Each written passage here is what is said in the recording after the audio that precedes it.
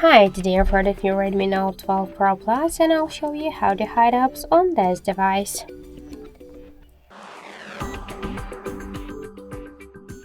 So first we should open the security application and then scroll down to the app lock. Oh, sorry, not to hide apps.